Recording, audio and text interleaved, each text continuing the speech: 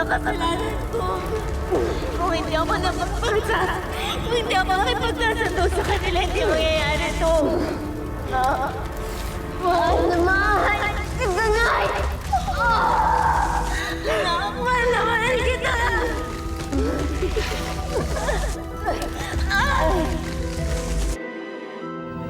Manong, hindi po nila pwedeng kunin sila Ate Charity at ang nanay niya. Oo nga, daya-daya talaga nila, Manong. Sige na, Manong. Please. Manong, sige na po. Tulungan po natin si Ate Charity. Sige na po, Manong. Manong.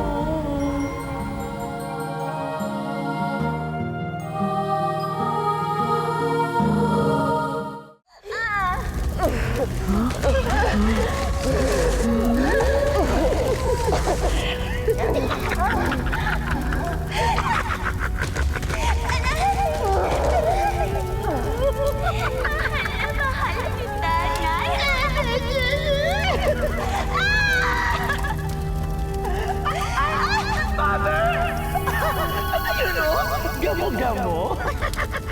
Gamo-gamo? Sa impyerno man. Gamo-gamo sa impyerno! Ano yun? Kakaibang liwanag yan. Mother, parang lumanaki. Ay! Mother!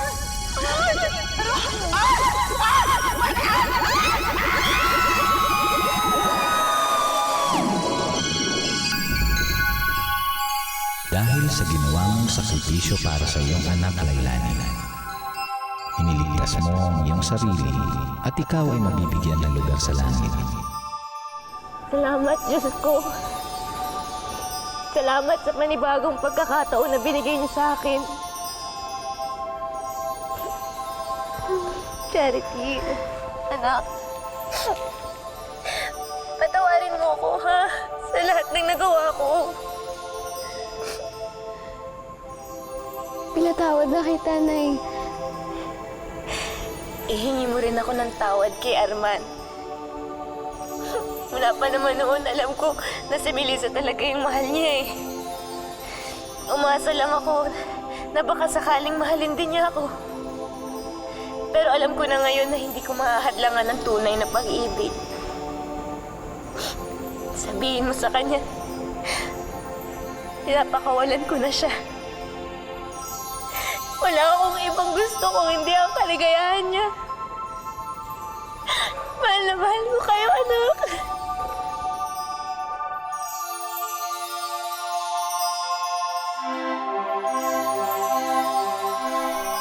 At ikaw naman, Charity, sapat na ang paglilinis na pinagdaanan mo at napatunayan mo na karapat-dapat kang maging isang anghel. Kung gano'n, makakablik na po ako sa langit. Hindi, Charity. Ipagpapatuloy mo ang misyon mo sa lupa. Marami ka pang kabutihang gagawin bilang tao.